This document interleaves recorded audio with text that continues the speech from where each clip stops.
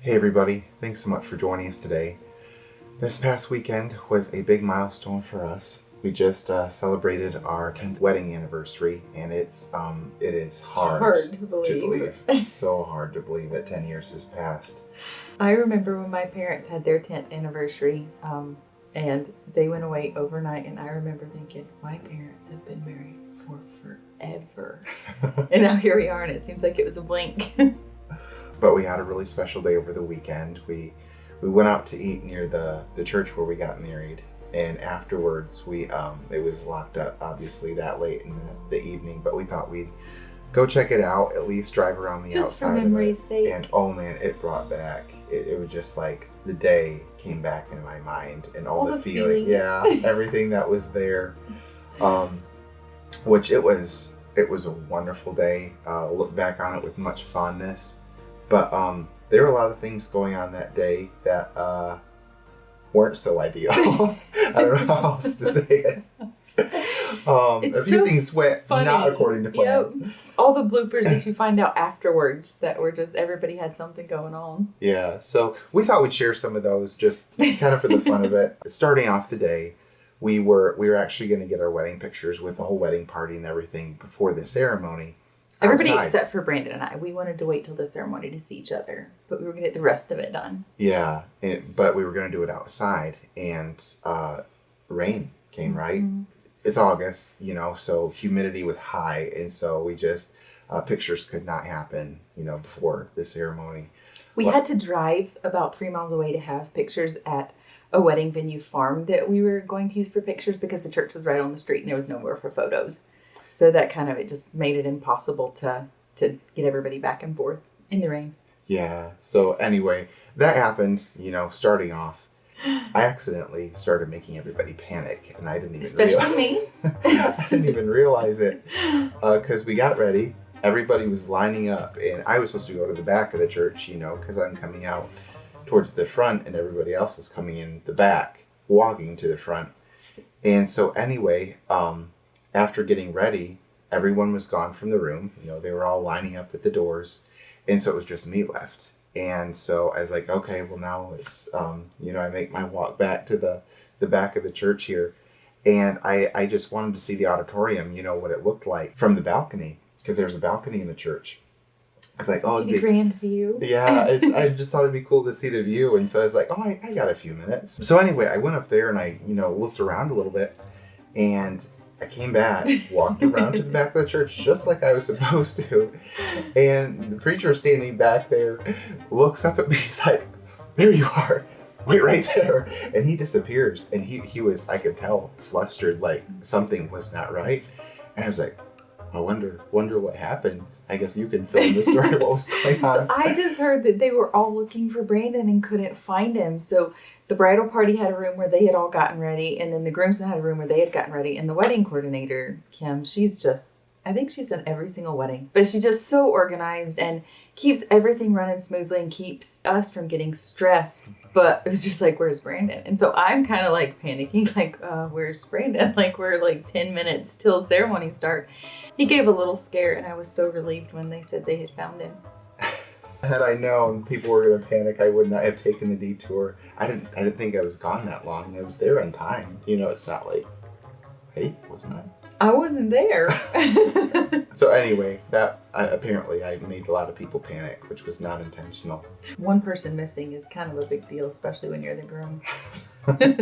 After the ceremony, we went and did a cake cutting, which that disappeared. We never saw any cake after we gave each other the first bite.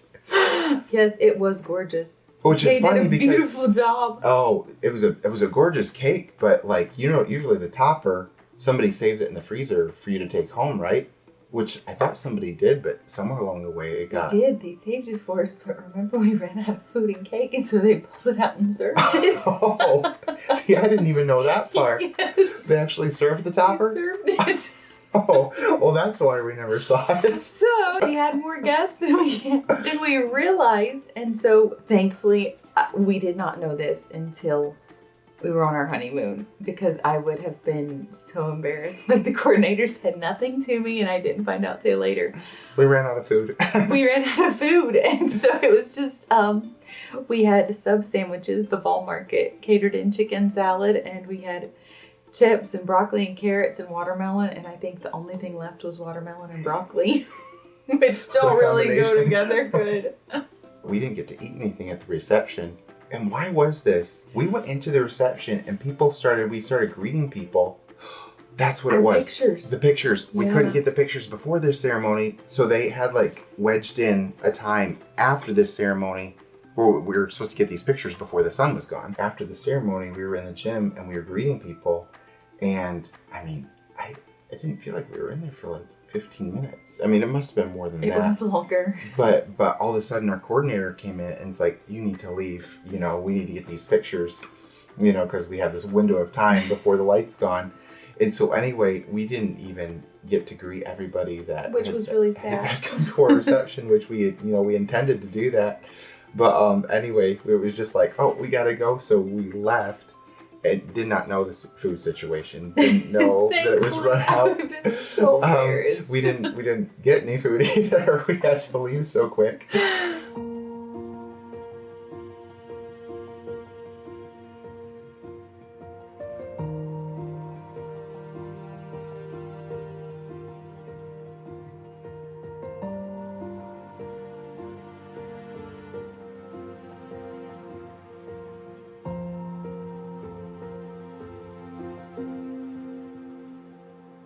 But we were starving by the time, end of picture taking came.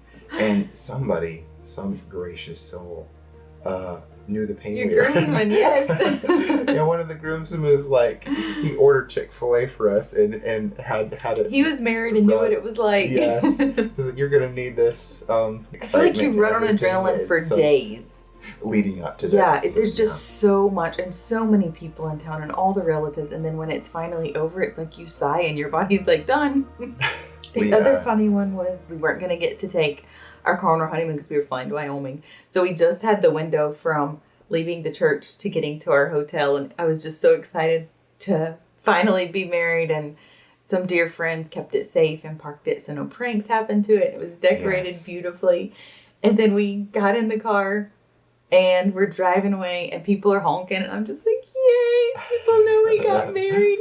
And it was the crew honking to let us know that we needed to give our mics back. So it was just like, oh. I forgot about that. My phone vibrated. It was like, that's me. But we were still mic'd, and so they were letting me know that, I mean, they were excited for us too, but that was one of the other funny things. A couple different times that I've posted, Brandon and I both had a set of stand-in grandparents that were with us at the ceremony, and it was just so meaningful for us. When I was 15, my granddad Callahan passed away, and it was unexpected.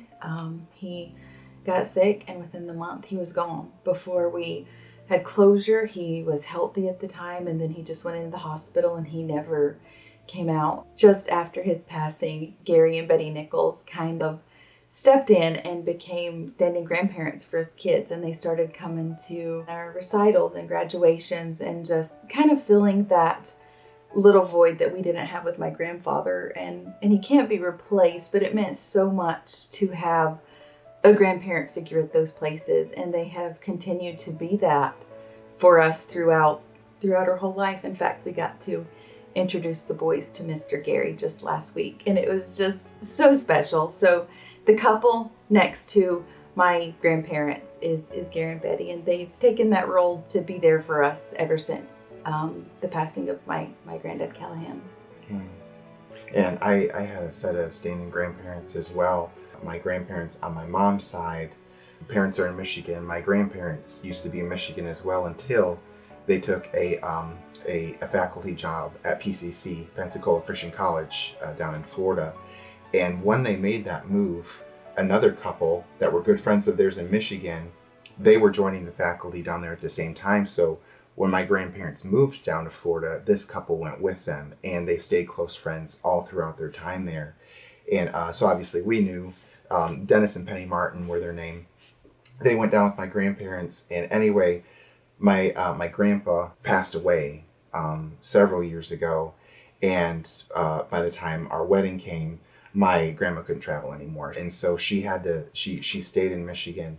In lieu of their absence, Dennis and Penny Martin were there, and they're like, we'd like to be standing grandparents since your grandparents can't be here, because my dad's parents had already passed away. So it was just really neat to have them there. Really, really good friends, really dear people. And so that's who our standing grandparents were. And really, really neat folks. So the wedding happened, and we were off on our own, and we were headed for our honeymoon. Such a trip. Oh man, we were so excited. We were a little bit too what's the word, enjoying each other before we flew out, because I think the plane was leaving like at noon. It was just like, let's just take a drive. We've got a couple hours before our flight leaves. We went to Sonic to get a shake. Did we? We did. And I knew we had driven off to the mountains, because the mountains are close to the Knoxville airport. And so we drove past it, and we're just enjoying the scenery, enjoying spending time together. And I told Brandon, I said, it's a tiny airport. It's nothing like where you come from. It's not like Chicago.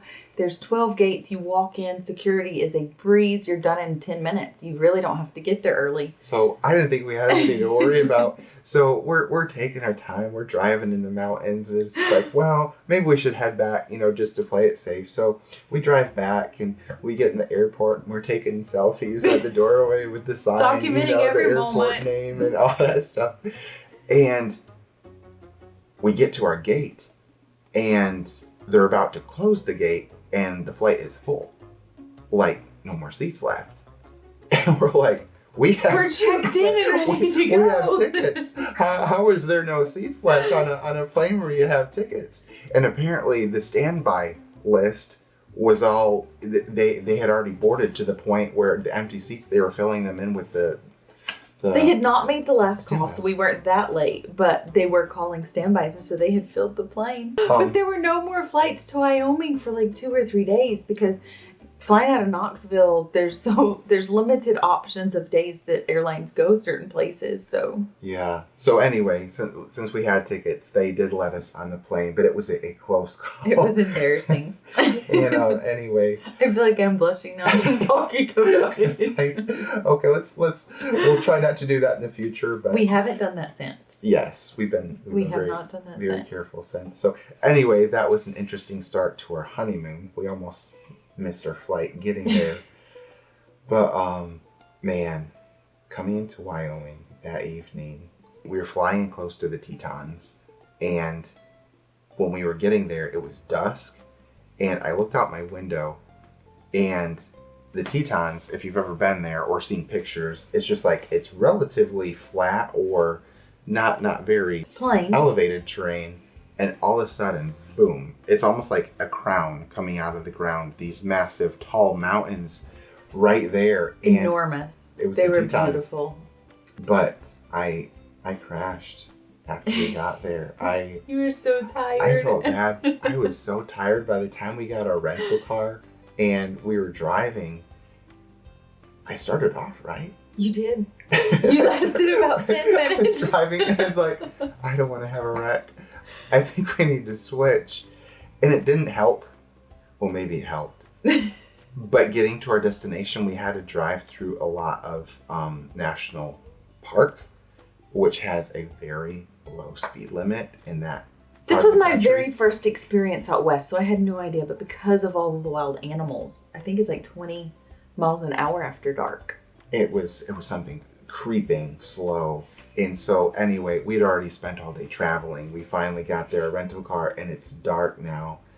And I was zapped. And so I felt bad, but I didn't mind driving. Yeah, I was awake. She was awake. It was my first out west experience, like I said, so I was just excited to be there. And I don't know if you guys know this or not, but we were filming the show at the time, so some of y'all have commented that you've seen, our honeymoon, but we actually spent a week together in Wyoming, just the two of us, before the crew joined us in Montana. Mm-hmm. So we had an extended honeymoon, and I don't know that we've ever shared about like our actual honeymoon before we had the crew with us. I don't know if we have either. There were some very kind friends that had said, we've got this. It's basically a cabin mansion.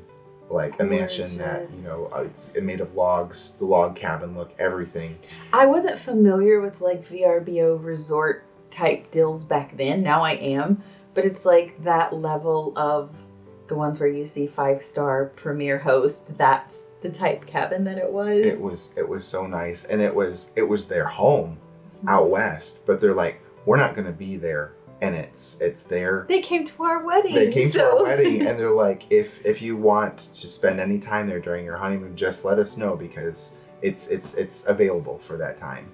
And it's probably one of the prettiest places we've ever stayed. Oh my goodness. It was, like I said, like a mansion, log cabin style. And they set it up for us like honeymoons. We go in and they had baskets there with like chapstick and lotion and all the towels were rolled up, and it was just such a special experience. It was kind of rural, so they had little food baskets set up and they had stuff in the fridge for us. It was just amazing. Yeah, we thoroughly enjoyed our time there. We went to Yellowstone every day because I didn't realize how vast it was, so we went to different parts exploring and hiking.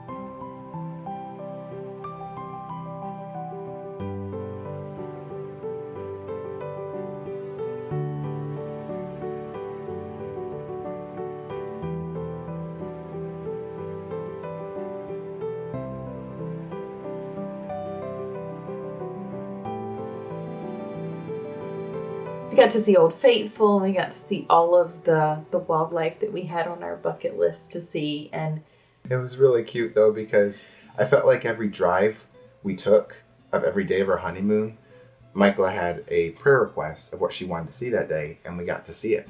Because there were several things, you know, you think out west, you know, Yellowstone, we want to see bison, we want to see moose. We want to see bear, you know. We want to see elk. We want to see eagles. Yeah, it's like all these different things. Some of those encounters were a little bit too close for comfort. But never take pictures of mama bear with cubs. Right. Not unless you're safely in your car. Don't get out of your car to do it. Bad idea. But anyway, it was really cute though, because one day we had not seen any bison yet. And this is something we are waiting for. It's just like, this is the iconic territory for this. It's on Roy Rogers. They're just there. And we hadn't seen any. So we're driving along. We're talking.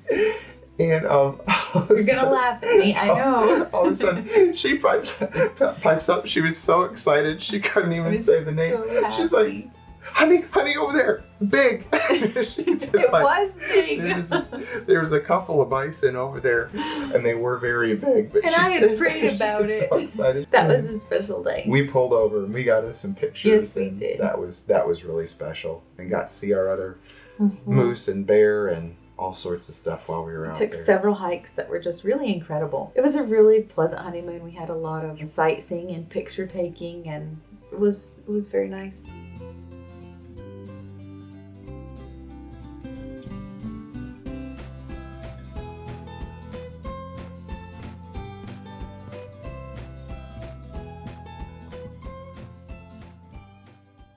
And then we went on to Montana, and we spent another week up there and did things were a little bit more adventurous. We did the zip lining and the trout fishing. And yeah, but before we got there, this floored me. Out west, you know, you think, oh, that's where the cowboys are. You know, in days gone by, they used to round up the cattle and, you know, take it from one location to another. And I thought those days were long gone and over. But they're not. We saw a cattle drive. We saw a cattle drive. We stopped for it. We didn't just see a cattle drive. We were driving along the road, and we come to this bridge. What were we, on the border of Montana? We were almost there. We were close. Maybe we were in Montana at the point. But we get to this bridge, and somebody is blocking the road, and they're telling us to stop. It's like, okay. So we come to a stop, and then all these cows start coming around the corner. A big herd. I'm gonna say crowd. Big crowd of cows. It was a huge herd, and they were actually, some of the roundup folks were on horses. Like there was a motorcycle and, you know, different things too. But they were still horse riding, you know, cowboys out there.